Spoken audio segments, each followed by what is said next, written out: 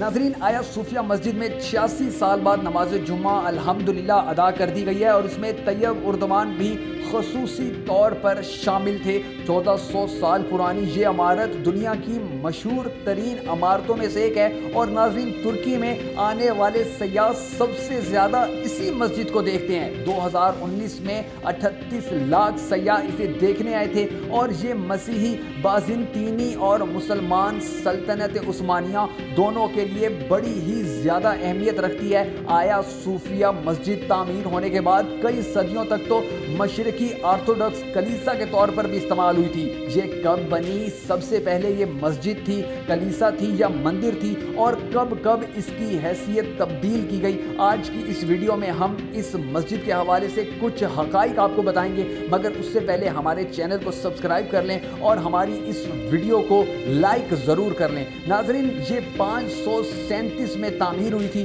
اور سب سے پہلے اسے مشرقی آرتھوڈکس گرجا گھر کے طور پر استعمال کیا گیا تھا۔ پھر 1204 میں صلیبیوں نے اسے رومن کیتھیڈرل میں تبدیل کیا اور 1261 میں اسے دوبارہ آرتھوڈکس چرچ بنایا گیا تھا۔ اس کے بعد 1453 میں عثمانیوں نے جب استنبول فتح کیا تو اسے مسجد میں بدل دیا تھا۔ پھر مشہور عثمانی ماہر تعمیرات سنان نے اس کے گنبد کے ساتھ 4 مینار بھی تعمیر کر دیے تھے اور 1934 میں مصطفیٰ کمال پاشا نے اسے عجائب گھر بنا دیا۔ یعنی کہ یہ اس کی تھوڑی سی تاریخ ہے کہ کبھی یہ کلیسا بنی، کبھی یہ عجائب گھر بنی اور کبھی یہ مسجد بنی اور اب الحمدللہ ایک بار پھر یہ مسجد بن چکی ہے۔ اور ناظرین، طیب اردوان نے اسے صرف 2-4 مہینوں میں اس کا فیصلہ نہیں کیا ہے، بلکہ طیب اردوان کی بڑی پرانی خواہش تھی کہ وہ اسے مسجد بنائیں اور 1994 میں جب استنبول کے ناظم کا انتخاب یعنی کہ الیکشن لڑا تھا طیب اردوان نے،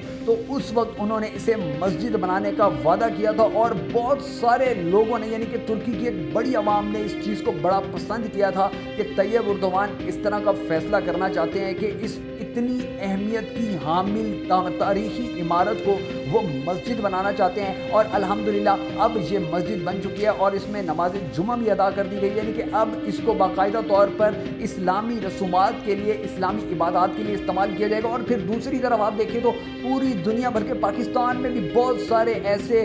دانشور پھر رہے ہیں جو کہتے ہیں کہ جی یہ غلط کیا اس نے ٹھیک نہیں کیا، اس سے اس نے بہت سارے عیسائیوں کا دل توڑا ہے۔ ان کو یہ یاد نہیں ہے کہ جب دوسرے ممالک میں یورپ کے اندر جب مسلمانوں کی مسجدوں پر حملے کیے جاتے ہیں، جب مسلمانوں کو بے گناہ قتل کر دیا جاتا ہے، جب مسلمان خواتین کو مارا جاتا ہے، جب ان کو پردہ کرنے کی وجہ سے یونیورسٹیوں سے نکال دیا جاتا ہے، ان کو نوکریوں سے نکال دیا جاتا ہے، بہت سارے پڑھے لکھے مسلمانوں کو اس لیے نوکری نہیں دی جاتی ہے کہ وہ کلمہ پڑھتے ہیں۔ یعنی کہ ایک طرف پورا یورپ مسلمانوں کے اوپر ظلم کرنے سے باز نہیں آتا ہے اور دوسری طرف اگر کسی مسلمان نے ایک تاریخی عمارت کو، جو اگر یہ گرجا گھر ہوتی، اب یہ گرجا گھر چل رہا ہوتا یا یہ کلیسا چل رہا ہوتا اور اس کو پھر ایک دم سے ہی مسجد بنا دیا جاتا یا یہ مندر ہوتا اور مندر کو حیثیت ختم کر کے اس کو مسجد بنا دیا جاتا تو پھر بھی سوچا جا سکتا تھا کہ نہیں یار وہاں پر لوگ آتے تھے، اپنی عبادت کرتے تھے، اسے مسجد نہیں بنانا چاہیے تھا۔ یہ تو نہ مسجد تھی اس وقت، نہ یہ کلیسا تھا، نہ یہ گرجا گھر تھا، بلکہ یہ ایک عجائب گھر تھا، ایک ایسی بلڈنگ تھی جسے لوگ دیکھنے آتے تھے۔ تو اس کو اگر اچھا استعمال اس کا کیا جا رہا ہے، اگر اس کو مسجد بنایا جا رہا ہے تو میرے خیال میں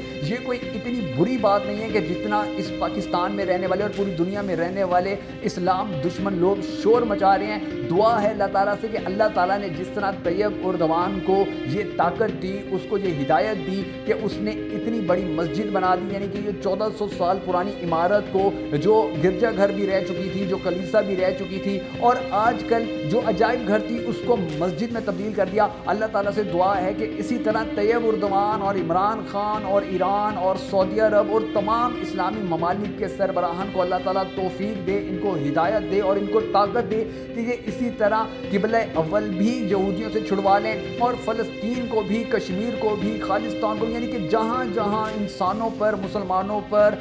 کسی سکھ پر ظلم ہو رہے ہیں ان سب کو ان ممالک سے نجات دلوائے تاکہ یہ سکھ ہوں، مسلمان ہوں، دلت ہوں یا کوئی بھی اور ہو، وہ ایسے لوگوں کے شر سے بچ سکیں کہ جن کے مظالم کی وجہ سے ان کا جینا حرام ہوا ہے، ان کا جینا دو بھر ہوا ہے۔